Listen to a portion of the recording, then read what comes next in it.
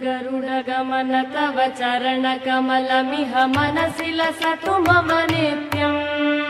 गरुडगमन तव चरणकमलमिह मनसि लसतु मम नित्यम्। मनसि लसतु मम नित्यम्। पुराणों के अनुसार कश्यप मुनि की दो पत्नियां थी। पहली पत्नी कद्रू ने कश्यप मुनि से 1000 नागपुत्रों और दूसरी पत्नी विनिता ने 2 महान तेजस्वी पुत्रों का वरदान मांगा। वरदान के परिणाम स्वरूप कद्रू ने 1000 अंडे और विनिता ने 2 बड़े अंडों का प्रसव किया। दोनों ने ही अपने अंडों को एक गर्म पात्र में रखा। 500 वर्षों बाद कद्रू के अंडों में से 1000 नागपुत्रों ने जन्म लिया, परंतु विनिता के अंडे जैसे के वैसे ही थे। विचलित होकर विनिता ने जब उस गर्म पात्र को खोला तो हैरान हो गई। उसके एक अंडे में से एक अर्ध विकसित पुत्र निकला, जिसका ऊपरी हिस्सा पूर्ण था, परंतु निचला भाग अभी विकसित नहीं हुआ था। क्रोध में आकर उस पुत्र ने अपनी माता को शाप दिया और कहा कि हे माते, तुम्हारी अधीरता मेरे विकलांग का कारण बन चुकी है, इसलिए मैं तुम्हें शाप देता हूँ कि तुम अपने सौतन कद्रू की दासी बनकर 500 वर्षों तक रहोगी और केवल तुम्हारा दूसरा पुत्र ही इस दासता से तुम्हें मुक्त करा सकता है। ऐसा कहकर अरुणा नामक उस पुत्र ने आकाश में उड़ान लगाई और ब्रह्मा जी के निर्देश पर सूर्य देवता का सारथी बन गया। कुछ समय बाद विनिता के दूसरे अंडे में से एक महान तेजस्वी पुत्र ने जन्म लिया, जिसका नाम पड़ा गरुड़। कद्रू और उसके 1000 नागपुत्रों ने विनिता को बहुत पीड़ा दी। अपनी माता की इस दीन अवस्था को देखकर गरुड़ जी ने अपने सौतेले भाइयों से इसका उपाय मांगा। तो उन्होंने कहा कि अगर वे स्वर्ग से अमृत कलश ले आए तो वे विनिता को इस दासता से मुक्ति दिला सकते हैं।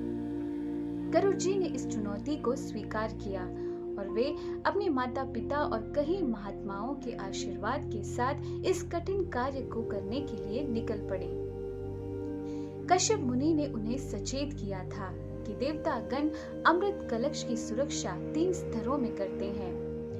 गरुड़ जी का पहला प्रतिबंध था स्वर्ग द्वार पर खड़ी भव्य सेना।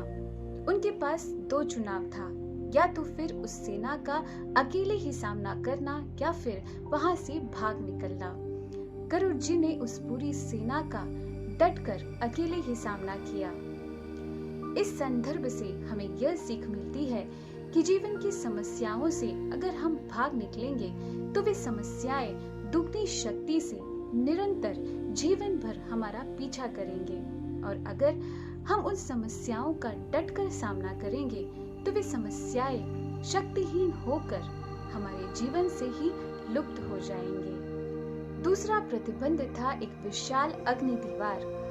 गरुड़ जी ने सोचा कि अपने पंखों को फड़फड़ाने से जो वायु उत्पन्न होती है उससे भी वे इस अग्नि को नहीं बुझा सकते। इसलिए उन्होंने आगे बढ़ने के लिए कुछ कदम पीछे लिए और सीधा पृथ्वी पे आकर उन्होंने एक भव्य रूप धारण किया और एक महासागर से अपने विशाल चोंच में पानी भरा और उस अग्नि दीवार को बुझा दिया। इस प्रसंग से हमें यह सीख मिलती है कि जीवन में आगे बढ़ने के लिए कभी-कभी हमें कुछ कदम पीछे रखने चाहिए, ताकि हमारे ऊंचे लक्ष्य हम स्पष्टता से देख पाए।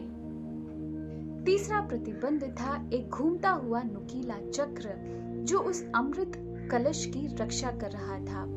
गरुड़ जी ने तुरंत ही एक छोटा रूप धारण किया और उस घूमते हुए पहियों के बीच से एक छलांग मारकर उस अमृत कलश के समीप पहुंचे। उस समय एक अनअपेक्षित प्रतिबंध उनका इंतजार कर रहा था। 2 विषैले सर्प उस कलश के इर्द गिर्द बैठे हुए थे।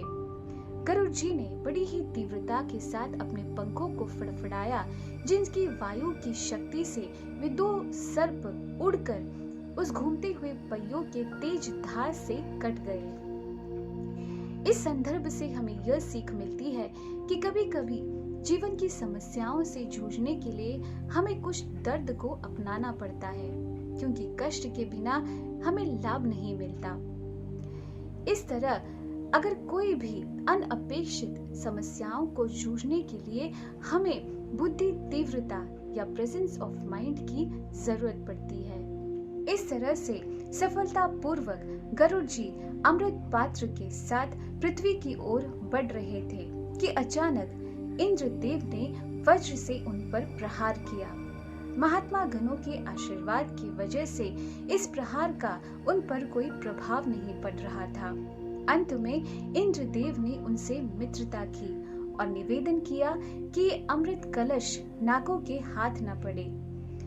जब गरुड़ जी इस अमृत कलश के साथ अपने सौतेले नाग भाइयों के पास पहुंचे तो वे बड़े ही आनंद विभोर हो गए।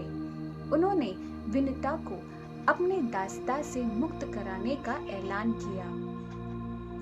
बड़े ही चतुराई के साथ गरुड़ जी ने उनसे कहा कि वे केवल स्नान करने के बाद ही अमृत पान कर सकते हैं। इसलिए उन नाग भाइयों ने उस अमृत कलश को कुशाग्रास के ऊपर रखते हुए स्नान करने गए।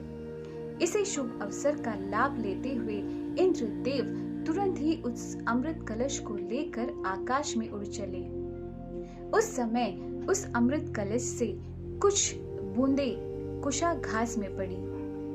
इसी बूंदों को चखने के लिए वे सांप आगे बढ़े, परंतु उस कुशाघास के तेज धार से उनकी जुबान दो हिस्सों में कट गए। गरुड़ जी के इस बल और चतुराई को देखकर इंद्र भगवान ने उनसे वर मांगने को कहा। अपनी माता की पीड़ा का प्रतिशोध करने के लिए गरुड़ जी ने इंद्रदेव से यह वरदान मांगा कि वे आजीवन सांपों को अपना प्राकृतिक भोजन बना सके। ये पूरा दृष्टांत भगवान श्री विष्णु बड़े ही प्रसन्नता के साथ देख रहे थे। उन्होंने गरुड़ जी को अपना वाहन बनने का उच्च स्थान प्रदान किया, जिसे गरुड़ जी ने बड़े ही आनंदपूर्वक स्वीकार किया। आज की कथा से हमें यह सीख मिलती है कि हमारे माता पिता और पुण्य आत्माओं के आशीर्वाद में वो जादू है जो हमारी दुर्बलता को बल प्रदान कर हमें जीवन की समस्याओं से जूझने की शक्ति प्रदान करती है। जब हम दूसरों की पीड़ा को दूर करने हेतु निस्वार्थ भाव से जतन करते हैं, तब हम भगवान के अनुग्रह के पात्र बनते हैं। ये पौराणिक कथाओं की श्रृंखला यहाँ विराम लेती है। इसी तरह से वेदों और पुराणों की प्रेरणात्मक कथाओं के साथ फिर से मुलाकात होगी। नमस्कार।